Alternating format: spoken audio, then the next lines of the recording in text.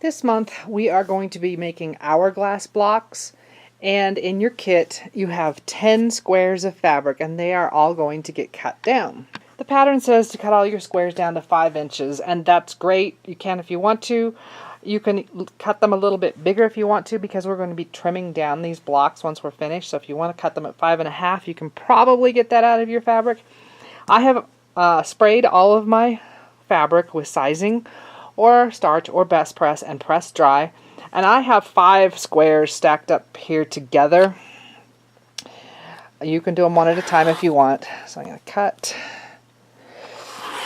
and cut, and because I have that many stacked up, I'm going to rotate my mat, not pick up my stack of fabric. And I'm just going to leave mine at 5.5. Again, at least 5 inches. You can go bigger if you'd like to. So there's 5 of my squares, and I will cut the other 5. Well, yep, I'll cut the other 5 down as well. On the wrong side of the 5 lightest squares, you can either draw one line diagonal, or you can use a tool like the magic wand, in which case you would line up the scored line on 2 opposite points and mark 2 lines. So you're going to do this on 5 squares. Pattern says the lightest ones. It doesn't have to be the lightest ones. It really doesn't matter. But we're going to be matching the ones that are marked up with the ones that are not. So like I said, you're going to match all the 5 marked squares up with squares that are not, right sides together. If you marked one line, you will take it to the sewing machine and sew 1/4 of an inch away from that line on both sides.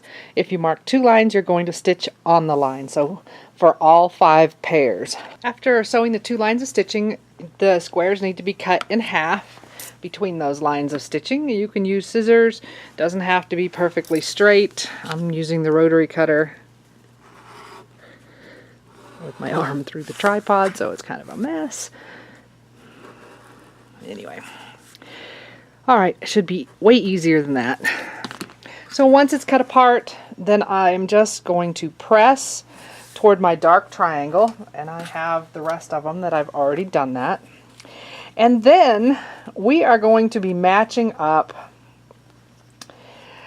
our squares again, and it doesn't matter. You want it as random as possible, so I wouldn't match the same 2 with the same 2. We're going to match them up, and then we need to mark one line again. So it's going to be corner to corner. Again, either your single line and sew 1/4 of an inch away, or the 2 lines and sew on the lines. So we're going to do that for all 10 squares. And again, match them up so they're random. Once again, I have stitched my 2 lines of stitching, and just like before, we need to cut the block apart between those 2 lines. And then when we open it up, we have our hourglass block. Now, for pressing, the pattern recommends it, and I usually do this too, popping that seam, so where we have the intersection.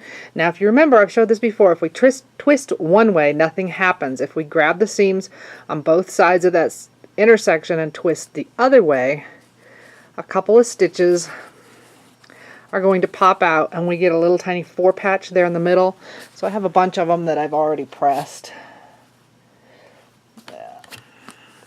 So there's one. It just lays flatter that way. If it doesn't work for you, just press your seam to one side. Now the last thing we have to do with our blocks is trim them down to 3.5 inches. Now I personally like all the Tucker or the Studio 180 rulers, so I'm going to use the Tucker trimmer, and we're trimming it down to 3.5. So if you look on this ruler, this is the number 1 if you have more than one. The dotted lines are the 1/2 inch increments. The solid lines are the 1 inch increments. So I want my 3.5, which is right here, and it also has the line going through the middle of it.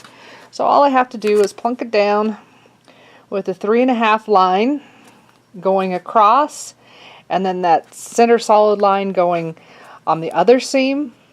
So I'm lining it up on the seams. And remember, I told you you could cut your squares 5 or even more. I cut mine at 5.5, so I'm trimming off quite a bit here. If you cut them at 5, you won't be cutting as much off. So I'm just trim 2 sides.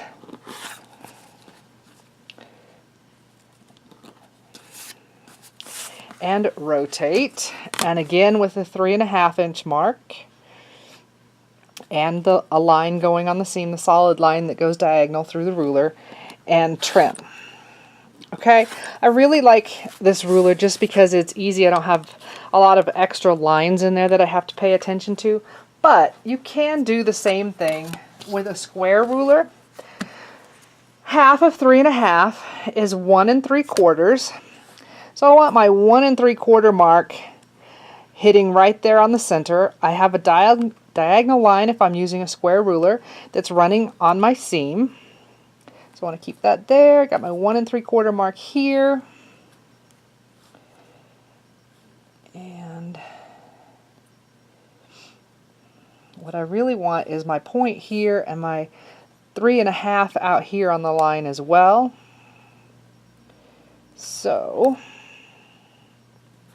I don't have to turn this turn right. Let's go. It's 1 3/4 there. And once you get it all lined up, you can just cut it off.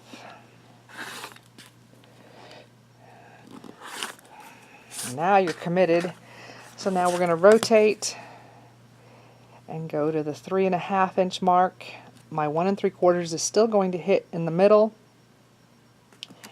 and I'm going to trim.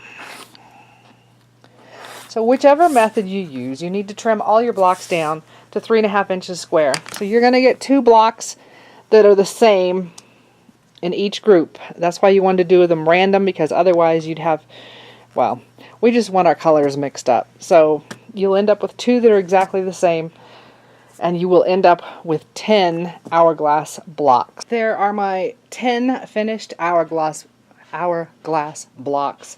In my opinion, this month was really easy.